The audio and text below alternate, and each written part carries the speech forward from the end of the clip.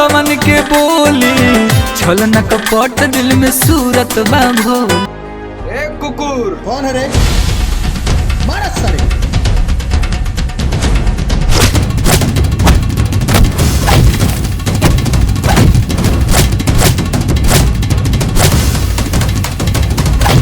माई तू घबराना, जल्दी आई माई। काहे के तू टेंशन लेत बाबू? बात पर छाई काहे भाई से दूर होला भाई।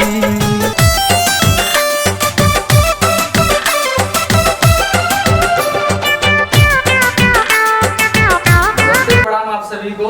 और जैसा कि आप सभी लोगों ने हमको बहुत ही अच्छा मेरे YouTube पे मेरी एक शॉर्ट फिल्म थी जिसपे आप सब लोगों ने बहुत ही अच्छा अपना प्यार दुलार और आशीर्वाद दिया, जो बहुत अच्छा लगा। और आज हमारी फिल्म 21,000 पहुंच चुकी है। तो आप लोग हमेशा ऐसा सपोर्ट करते रहिए ताकि आपका छोटा भाई बल्लू राजा दोनों भाई मिलके तबाही एक से एक मार्केट में लाते रहे। सब लोग बोलिए, सब लोग बोलिए, हाथों लगाइए, हाथों लगाइए, ताली मारो भैया।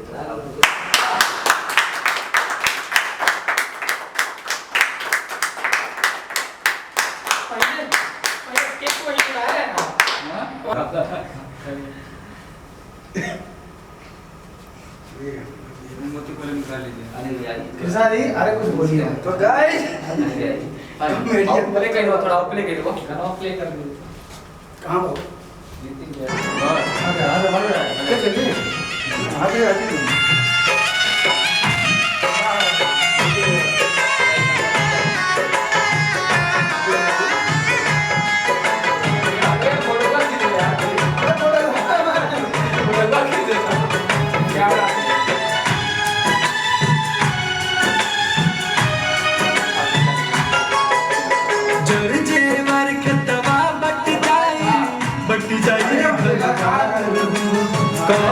कैसे बाटल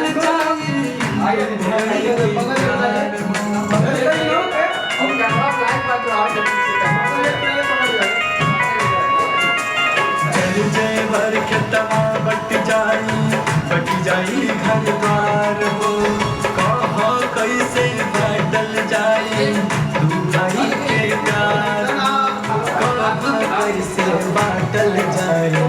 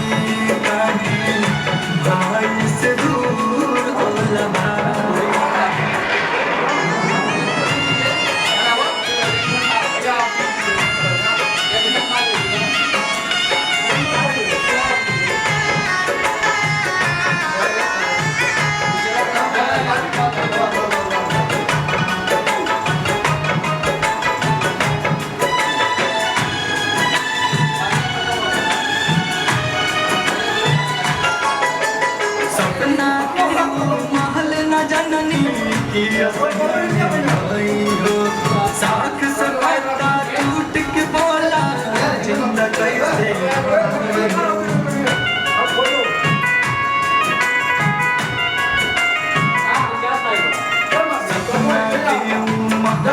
नमस्ते, प्रणाम। जैसा कि आप सब लोग जानते हैं हम दोनों भाई, छोट भाई बल्लू राजा और हमारे म्यूजिक डायरेक्टर अनिल भोजपुरिया जी। और बहुत ही खुशी की बात है कि आप सब लोगों के बीच एक मैं छोटी सी प्रयास शॉर्ट मूवी के साथ किया था, जिस मूवी का नाम था बल्लू राजा, और वो हमारे ऑफिशियल चैनल यूट्यूब चैनल बल्लू राजा पे रिलीज हुआ, और जिसको आप लोग बहुत ही अच्छा प्यार दुलार आशीर्वाद कम से कम समय में दिए। और आज फिल्म हमारी 21,000 पहुँच चुकी है, जिसके खुशी में, जिसके उपलक्ष्य में आज हम लोग ने एक छोटा सा केक कटिंग सेरेमनी का आयोजन किए थे। जो आप सबका प्यार दुलार आशीर्वाद ऐसे मिलता रहा तो आने वाले समय में बहुत ही जल्दी अपने धमाके सॉन्ग को मिलियन में पहुंचाइए आप लोग, और हम लोग को ऐसा अवसर केक काटने का एक बराबर देते रहिए। नमस्ते हम राजा। जैसा कि आप लोगों ने देखा और आप लोगों ने सुना, मेरे भैया आज मेरी शॉर्ट फिल्म बल्लू राजा में 21,000 व्यूअर्स, आज बहुत मतलब हम लोगों के लिए खुशी की बात है। अभी तक इतनी खुशी नहीं मिली थी, पहले प्रयास में इतनी खुशी मिली। मैं चाहता हूँ कि इसी प्रयास को मेरी हर एक गाना, हर एक मूवी आप लोग ऐसा ही सफल बनाएं और अपना आशीर्वाद इस भाई को जरूर दें। और हमारी म्यूजिक आप लोग भी आगे केक खाएं भाई, आप लोग भी हिस्सेदार होते हैं क्योंकि आप लोग भी खा लीजिए जिन लोगों ने हमारे पास तक नहीं आ पाया। चलिए ठीक है, आ जाइए। और ऐसा प्यार दुलार आशीर्वाद देते रहिए। बहुत ही अच्छे धमाकेदार सॉन्ग आप सबके बीच आया। इसके पहले एक मेरा सीमा हैदर पे सॉन्ग आया था जो उसको भी बहुत अच्छा प्यार मिला, 21,000 गया था, बट किसी कारण हम लोगों ने केक नहीं काट पाया। क्या ठीक है, आप लोग ऐसे प्यार दीजिए, मैं आप सबके बीच पहुंच के मैं केक काट सकूं, इतनी आप लोग आशीर्वाद और ऐसा ही प्यार हर गाने पे आप लोग प्लीज बनाए रखते हैं और अपना आशीर्वाद जरूर दें। हम लोग के सारे गाने सुनने के लिए आप लोग ऑफिशियल चैनल बल्लू राजा पे विजिट करें। बर्दाश्त के लिए, पतली कमरिया और समर के चैता, तमाम इस तरह के गाना है जो इस समय नवरात्रि के समय चल रही है और देवी की एक से एक आप लोग के बीच रख रहा हूँ मैं। आप लोग ऐसे ही नमस्ते, प्रणाम। हर बार हम बता दें कि बल्लू राजा जो बात की, बल्लू राजा की फिल्म गौरी बहुत शानदार आप सबके बीच में बहुत जल्दी देखने के मिली। और हम आप सबसे ये कहूँ कि वो फिल्म के जैसे ये फिल्म के वालों की प्यार दुलार देनी है, ओहू फिल्म के वालों की दबा के शेयर कर जा, दबा के लाइक कर जा और दबा के कमेंट कर जा। यही से हमने के हौसला और बढ़ी और हमने के बड़ा से बड़ा प्रोजेक्ट कर जाई, आप सबके बीच में ले आवल जाई। लेकिन भैया एक वो आप सबसे रिक्वेस्ट बा कि दबा के प्यार करें, ठीक बनू।